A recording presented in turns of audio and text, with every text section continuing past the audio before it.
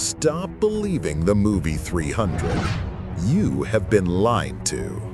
Pop culture wants you to think the Spartan was the invincible god of war. But history? History tells a different story. It tells us that the Spartan Phalanx was a rigid, outdated dinosaur, and the Roman Legion was the meteor sent to destroy it. One relies on brute strength and courage. The other relies on flexibility and cold-blooded engineering. If these two armies met on a flat plain, it wouldn't be a battle. It would be a slaughter. Discipline beats bravery. Iron breaks bronze. Today, we peel back the myth. We look at the armor, the tactics, and the brutal reality. Spartan Hoplite versus Roman Legionary. Who actually wins? Before we destroy your childhood heroes, comment below #Team Sparta or #Team Rome. And listen, this is a brand new channel dedicated to the deadliest showdowns in history. If you want to see Samurai versus Viking next, destroy that subscribe button right now so you don't miss it. We are just getting started.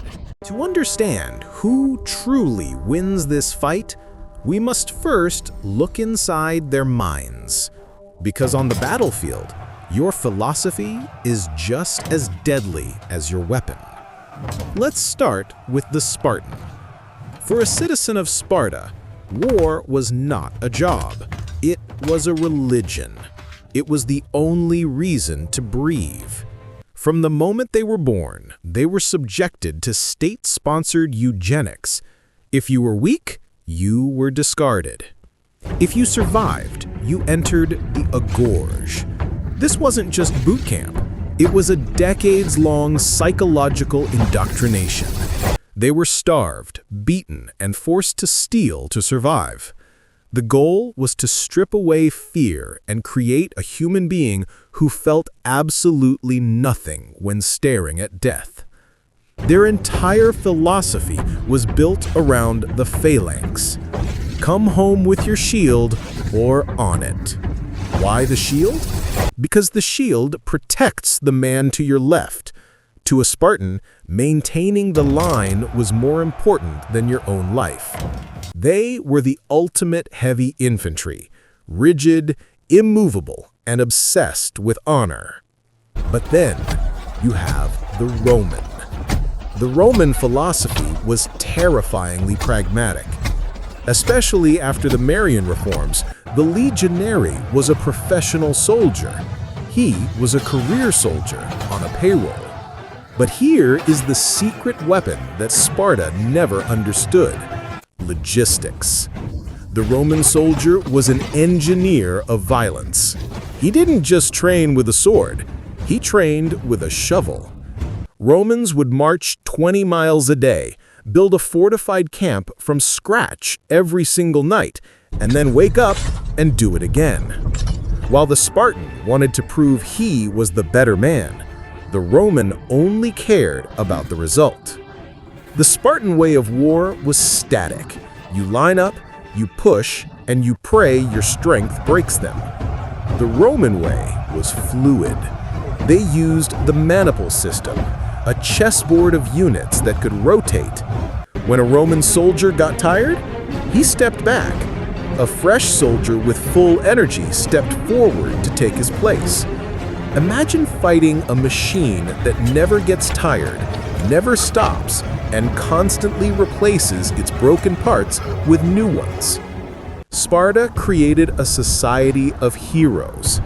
Rome created a factory of conquest. Sparta had the quality, Rome had the quantity, the discipline, and the cold, hard efficiency. But philosophy is one thing. Let's talk about the tools of destruction. Let's look at the gear. Wars are won by men, but they are fought with steel. And when you look at their loadouts, you realize this is a battle between range and lethality. In the red corner, the Spartan Hoplite. His primary defense is the aspis. This isn't just a shield, it is a portable wall. 3 feet of wood and bronze strapped to the arm. It covers him from chin to knee. Combined with the dory, a spear nearly 9 feet long, the Spartan creates a kill zone that you cannot touch. If you stay at a distance, the Spartan is invincible.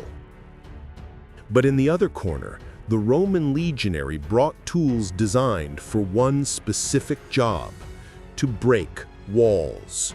First, the scutum, the Roman shield.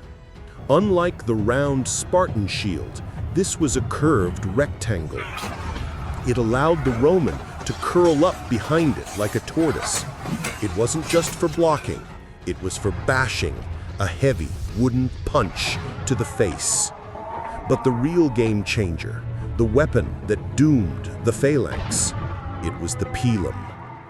This looks like a spear, but it's actually an armor-piercing javelin. Here is the Roman genius. The tip was hard, but the shank was made of soft iron. When a Roman threw the Pilum, it would punch through the Spartan shield. But it wouldn't stop there. The soft metal would bend on impact. Now, imagine you were a Spartan. You have a 10-pound javelin stuck in your shield, dragging it down towards the dirt. You can't pull it out. It's bent. Your wall is now a heavy, useless burden. You have to drop your shield. And the moment you drop your shield, you are naked. That is when the gladius comes out. The Spartan sword, the xiphos, was a backup weapon, but the Roman gladius was their primary instrument of butchery. Short, thick, sharp on both sides. While the Spartan needs room to thrust his long spear, the Roman wants to get close, up close and personal. Inside the reach of the spear, the gladius is a sewing machine of death. Stab, stab, stab. The Spartan equipment was designed to hold a line. The Roman equipment was designed to dissect that line, piece by bloody piece. Long range belongs to Sparta, but close range, that belongs to the butcher of Rome. So we have the mindset, we have the gear. Now, let's simulate the battle. What happens when the Phalanx crashes into the Legion? Now we zoom out. We stop looking at the soldier and we look at the machine. Because battles aren't won by duels, they are won by formations. On the left, the Phalanx. It is a single, massive block of men, 8 ranks deep, spears projecting forward like a porcupine. Its strategy is simple: othismos, the shove. They crash into you and they push until you break. On flat ground, this formation is terrifying. It is an unstoppable wall of bronze. But the Romans? They didn't fight in a line. They fought in a maniple. Look at this pattern. It's a checkerboard. Gaps between units. 3 separate lines of defense. Triplex aces. To a Spartan, this looks like suicide. Why are there gaps in your wall? But to a Roman, those gaps are traps. Let's simulate the clash. Phase 1, the impact. The Phalanx crashes into the Roman line. Honestly, the Romans suffer here. The Spartan spears are longer. The push is immense. The first line of Romans, hastati, takes heavy damage. If this was a simple shoving match, Sparta wins. But battles aren't played in a parking lot. They are fought on hills, mud, and uneven ground. And this is where the Phalanx dies. As the Spartans move forward, the ground gets uneven. A rock here, a ditch there. The massive rigid block starts to lose cohesion. Small gaps appear between the shields. Nature abhors a vacuum, and the Roman legion abhors a gap. Because the Roman units are independent, they don't need to stay in a straight line. They flow like water. Wherever a gap opens, a handful of Romans dive in. Suddenly, the Spartan isn't fighting a wall in front of him. He has a Roman with a gladius on his left, on his right, inside his reach. The long spear, once his greatest strength, is now useless. He can't turn. He is trapped in the crowd. And then comes the final nail in the coffin: fatigue. Fighting in heavy armor is exhausting. After 20 minutes of pushing, the Spartan is gasping for air. His muscles are burning. But the Roman? The first line of Romans retreats through the gaps, and the second line, Principe, steps forward, fresh, rested, full of energy. Imagine fighting a boxing match where every round your opponent is replaced by a brand new fighter who hasn't thrown a single punch yet. You cannot win. The Phalanx was designed to never break, but once it cracks, it shatters completely. The Legion was designed to bend, to absorb, and to envelop. The Spartan fights for space, the Roman fights for time, and eventually, time runs out for the Phalanx. This isn't just a simulation. This isn't fan fiction. History actual. It happened at the Roman legions faced the Macedonian phalanx, the direct evolution of the Spartan style. At first, the phalanx held its own. But then, the phalanx advanced onto rough ground. The line warped. What followed wasn't a battle, it was a butchery. Once, in less than 1 hour, the Roman legions utterly eliminated the Macedonian army.